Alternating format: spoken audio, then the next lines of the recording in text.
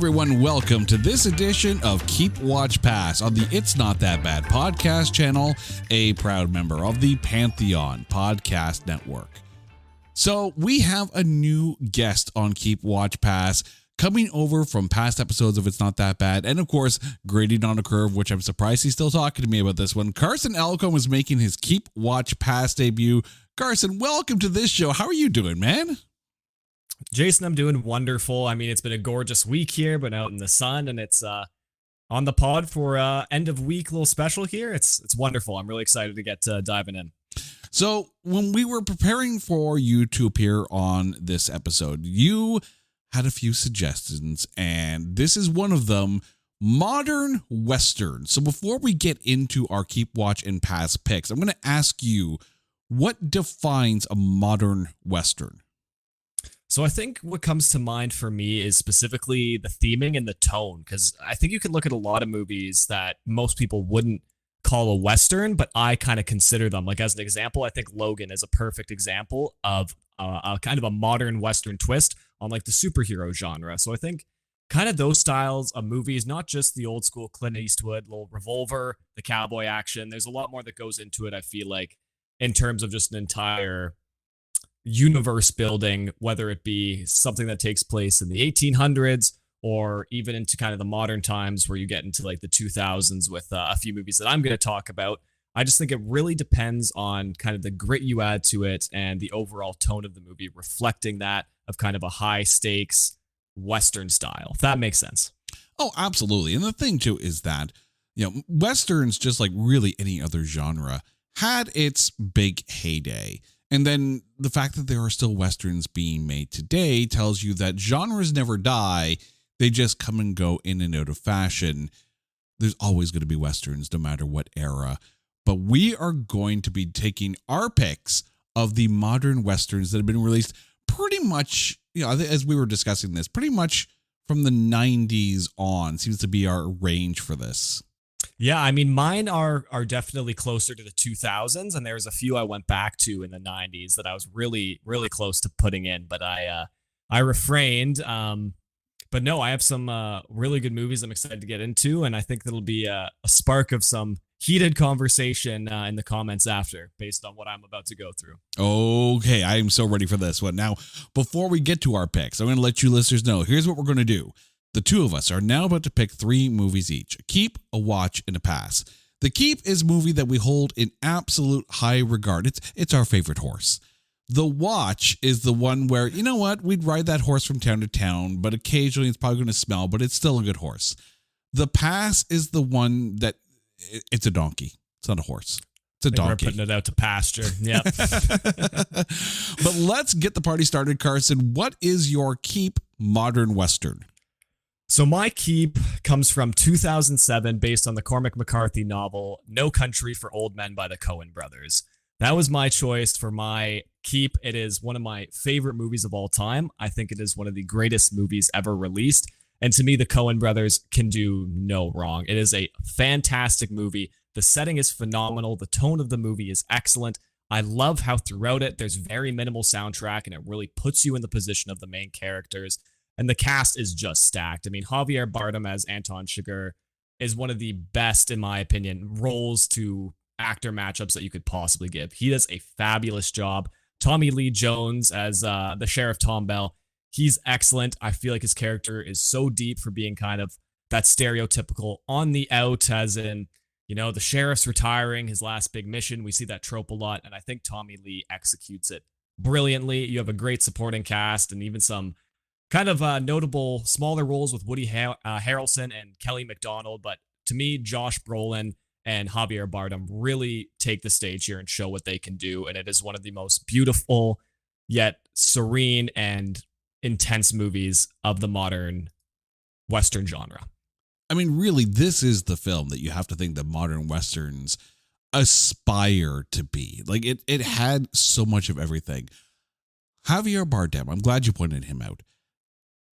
How freaking good was he in this film?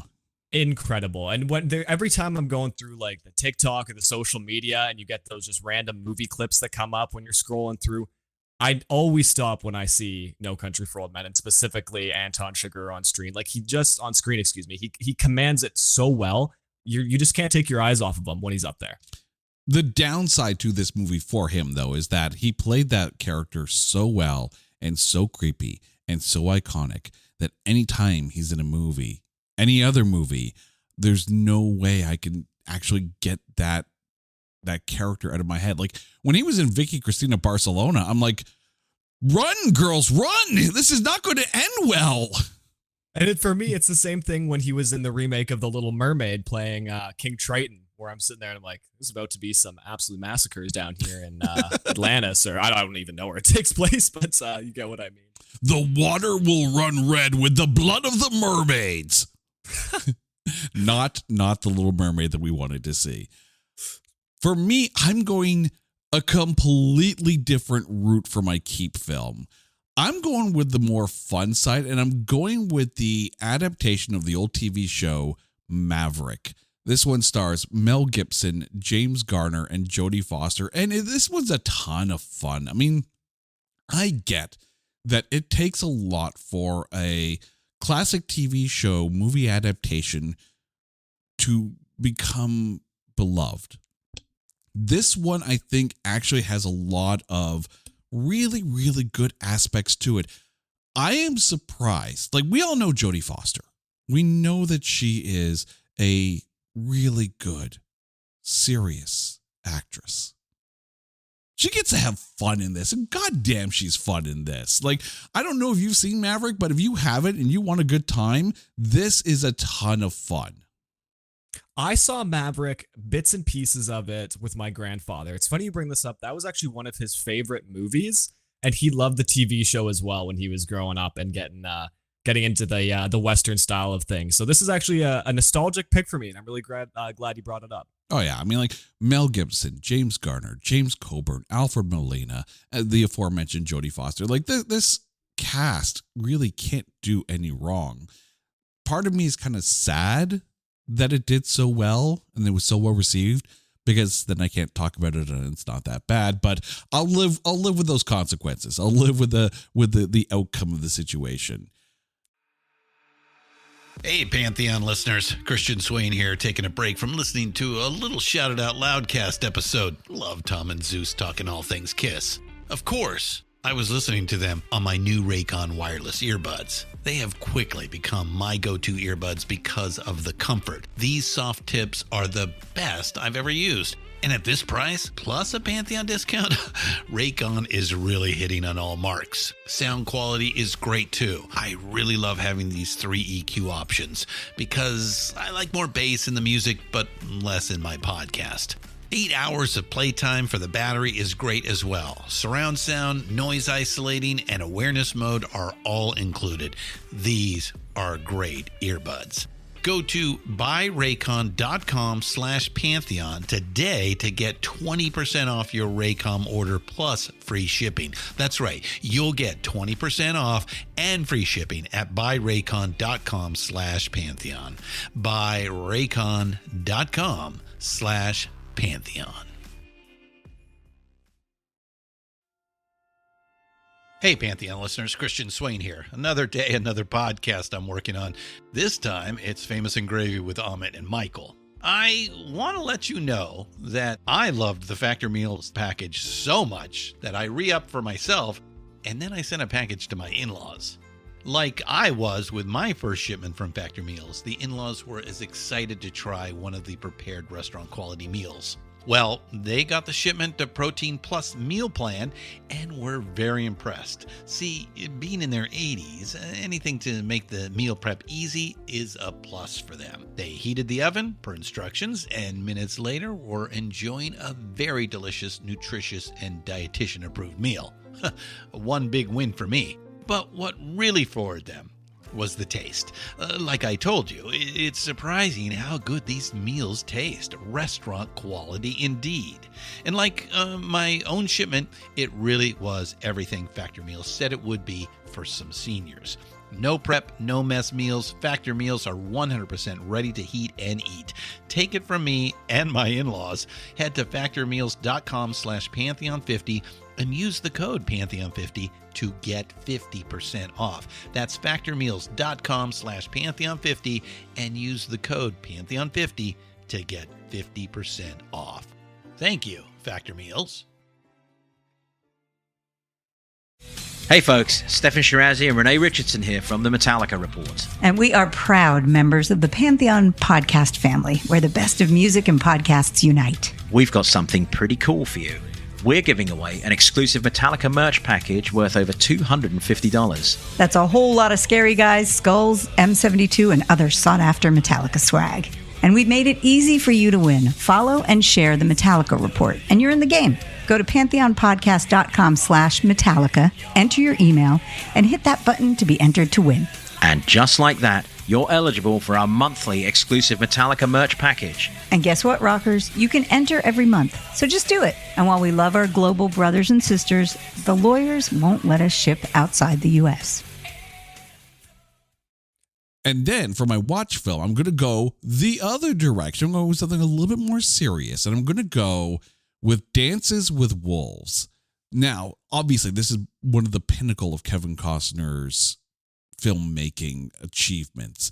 This film was actually the first Western to win the Best Picture Oscar since 1931. So that tells you how damn good this was. But this wasn't really a cowboys and Indians kind of, period piece. It was a period piece. That's pretty much it.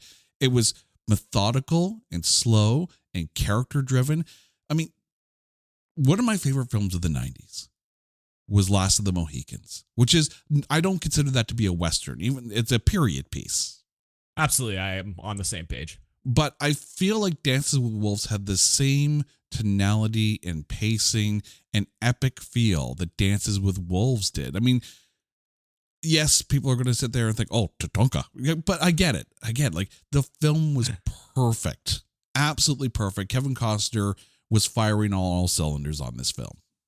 It's absolutely wonderful. And I haven't seen it in a few years now, but I love Kevin Costner. And when he gets his direction and he can do what he wants with a movie, he commands it. And I think we can't not talk about it. They released a trailer for Horizon, an American Saga, which is his next movie coming up. And I'm equally as excited to see what he's going to do now a few years later. Because when did Dancing with Wolves come out?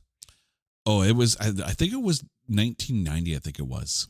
Right? So I'm hoping that we can almost rekindle some of that original Kevin Costner creativity and love, and I hope this next one is just as good. But Dances with Wolves is one of the, for me, I always, when I go back to it or I see clips or I'm watching whatever on it, it's so immersive. And I think that's the sign of a great Western, is that if you feel when you're watching it that you're right beside that group in your little poncho and cowboy hat and 6-shooter, that's a great feeling for a Western for me.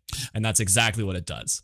The only downside is that it led him to do bigger, more epic in scale films like Waterworld and The Postman, which didn't fare as well as this. So, on the upside, it gave Kevin Costner the license to do bigger.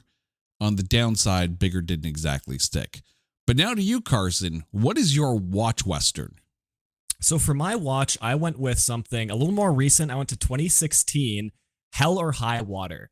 This is a movie that I watched relatively recently, just in 2023. I watched for the first time, and then I rewatched it as preparation for our episode.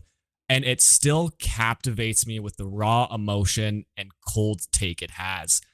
I think Chris Pine, arguably this is his best role for me. And I think Ben Foster is criminally underrated. And I mean, I know he came from a great role in 3:10 to Yuma as well. And I feel like he just builds on that gritty Western aesthetic and is a perfect supporting actor. Then you have Jeff Bridges as I'll call him the main antagonist, even though he is the sheriff. He's also on his last hurrah, so we kind of get that trope again. But I love the modern bank robbery take from something that was used so long ago. You can go all the way back to Stagecoach and John Wayne, and kind of taking that approach, but making it in the modern century.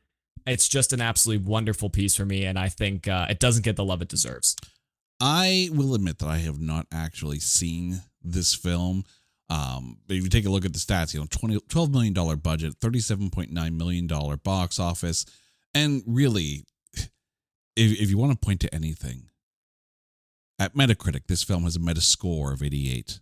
And over at Rotten Tomatoes, the film has a tomatometer of 97%. So if that doesn't tell you how good this film is, and normally I'm going to sit there and say, oh, the critics are wrong. I haven't seen this film, but based on your description and based on your love of this film, the critics may actually be right. Is it a 97% film? I honestly think it is. I think depending on how you just view cinema in general, maybe you go into it with a more, we get another just Western take on the robbery, the con men heist.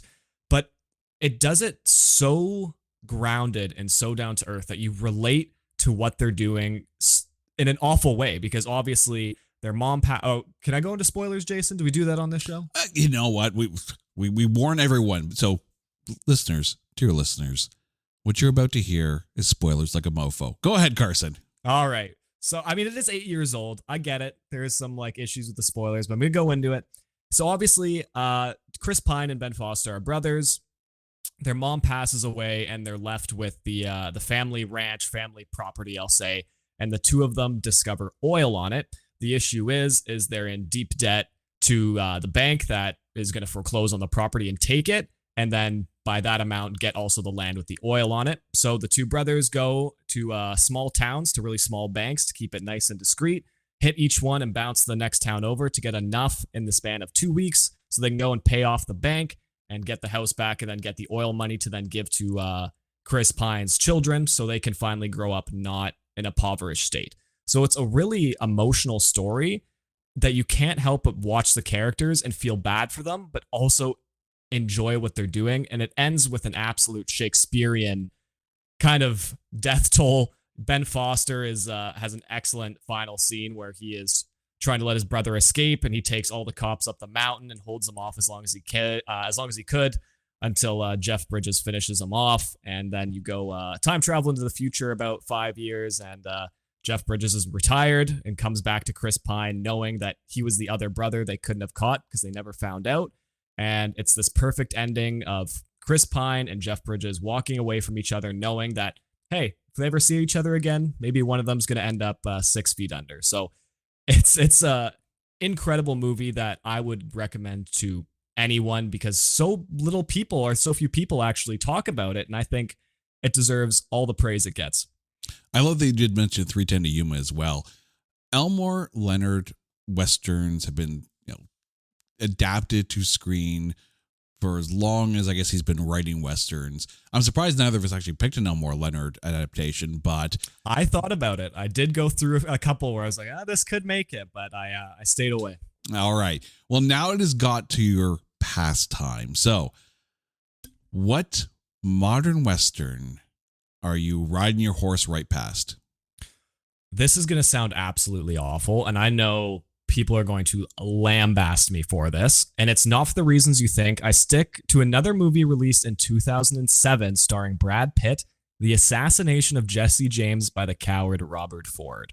So a critically acclaimed movie for the most part that people absolutely kind of rave about, and I enjoyed it on my first watch, but I watched it again, and I felt myself really bored, which is something I rarely get in a movie. It takes a lot for me to do that, but I think it works perfectly as a one-time watch of this really nice piece and story about the growth and eventual downfall of this gang led by Jesse James to the eventual kind of downfall of the man that killed him, even though he got all the credit and became almost like a celebrity during the time period, and kind of his collapse as well. So I think it's a really solid movie. The issue is it's 2 hours and 40 minutes. There's a lot of slow parts where I'm just kind of waiting for it to pick up again. It'll pick up for about 5-10 minutes and it drops right back again. It's really slow moving. For what it does right and the story it tells, it does a good job. But from a movie with sheer rewatchability, I can't see myself even going back to it in the next few years. I feel like I almost need a break from it. It's got a lot of great themes. It's got a great cast. I mean, you can't really overlook it. Brad Pitt, Casey Affleck, Sam Rockwell, Jeremy Renner, and the list goes on. But it just lacks a drive for me that I'm really looking for from a Western of this nature. Clearly, they went to the titling school of Birds of Prey and the Fantabulous Emancipation of One Harley Quinn for long titles. But I mean, here's the thing. And filmmakers, please do take note. Long film does not equal instant, like, heightened level of sophistication. Yeah. You know, it's not, like just because you release a movie 230 and above does not mean that you're instantly going to be praised for what you did. And I feel like that's kind of an era we're trending towards, even though this movie released in 2007. I think it's equally as relevant now, especially with how people feel about watch time and going to the movies and staying home. And I mean, there was a new a stat released just yesterday that says 2 out of 3 North Americans prefer Netflix to going to the theater. And I think we're about to see a real big change in kind of the length of movies and what we kind of view as a nice, encapsulated, rounded runtime. And this is just an example of, I think, what not to do. You could have shaved a good 35 minutes off this movie, and it would have been way more palatable. That's how I felt about Once Upon a Time in Hollywood, the Quentin Tarantino film, where it's a great film. Don't get me wrong, but you could have shaved a half an hour out of that one. Like I'm watching this, I'm like, yep, cut, speed it up, cut. You could find that time. And that's the thing. Like when you have a movie that's like closing in on 3 hours long, you're asking a lot of your viewers to sit their ass down, hold in the pee from the big drink that they got at the concession stand, because that happens, and soak it in for 3 hours. Like when I went to go see The Batman, and I freaking love superhero films, I'm just like, my ass is hating me at this point. Like, you have to be a phenomenal 3-hour film to justify that length. Maybe Avengers Endgame might be one of the few that really does meet that criteria. I absolutely agree. And with Avengers in particular, I think it works because you have so much story and background to allow that 3 hours to be completely filled. There's not really a point in the Avengers where I'm like, okay, let's pick things up. Let's go. There's so much story with each character that it really fills it in. And with movies, as you just said, like Once Upon a Time in Hollywood and the assassination of Jesse James, there's just too many points where the characters are really developed early and it's kind of them just existing. And that's kind of what you want to stay away from. You want to keep that growth in character. And I feel like there's definitely dips in the assassination of Jesse James that leads to that boring nature, as we just spoke about. I think filmmakers need to remember the days of VHS tapes. And if your movie was that long and it had to be on 2 VHS tapes, it had to be really freaking good to get up off the couch, pull the one tape out, put the other tape back in, and then sit back down on the couch. Like it was a job in order to get to that second half of the film. Titanic, I think, did it very well as well. So kudos to James Cameron for that. But that's the thing. Keep in mind the fact that if this were on VHS, it's got to be worth getting up and switching the tape for. My pass wasn't even worth the play button. Oh, I'm interested now. And we have talked about this film before. On It's Not That Bad. On Netflix. With a 0% tomatometer. The Ridiculous Six. The moment you said Netflix, I was like, I know exactly where he's going. This film. This film. Like, I know I tried my best to find some good things to say about it. And it's definitely a film that I will never, ever watch again. And I know my lovely wife, Carrie, she loves Adam Sandler films. I don't hold that against her. I hold it against her that she made me watch this film. But, I digress. This film does not age the minute it hit Netflix. It's just, I didn't find it funny. Like, no, it's so true. And I don't mean to cut you off, but it's so true. Like, that was my biggest issue, especially with some of Adam Sandler's had some really good hits since he signed his Netflix deal and some really big lulls. And I think that's kind of what we've come to expect out of certain Adam Sandler movies. You got the top tier, and then you kind of got the lower tier ones. But he's obviously done well for himself, excellent filmmaker in a lot of respects. But I agree with you. This is one that I honestly didn't even think about going into this because that's how far out of my head this movie is. I wish it was that far out of my head, but we've done this film before. It will continue to haunt me. It is about as let me paint a picture for you. When the donkey explosively craps all over the wall, that's the sign that we don't love the movie. And this thing had a $60 million budget. Right? Why? Like, did Rob Schneider cost you that much? Clearly, $3 million alone was spent in donkey poop. All right, Carson, please remind our listeners what your keep, watch, and pass picks are in the category of modern westerns. To round things off, my keep is No Country for Old Men. My watch is Hell or High Water, and my pass is The Assassination of Jesse James by the coward Robert Ford. And for me, my keep is Maverick. My watch is Dances with Wolves, and my pass, my forever pass, is The Ridiculous Six. Carson, thank you so much for this. Now, please, before we go, remind our listeners where they can find you out there on the interwebs. You can find me on X at Carson Elcome12, and you can find me writing for Flame for Thought and Flames Pulse anywhere on your browser. All right. Until next time, listeners, you guys know the drill. If there's a topic that you want us to cover or a movie that you want us to cover on It's Not That Bad, hit us up on social media at Not That Badcast or go to our website at notthatbadcast.com. And while you're there, make sure you check out our Coming Soon page, because on that page, you're going to see the episodes that we are preparing to work on. And you got a lot of space to put your comments in. We'd love to hear from you guys, so please drop your comments so we can shout you out in the show. Until next time, he's Carson. I'm Jay. You guys are awesome. This is Keep Watch Pass on the It's Not That Bad podcast channel, a proud member of the Pantheon Podcast Network. Take care.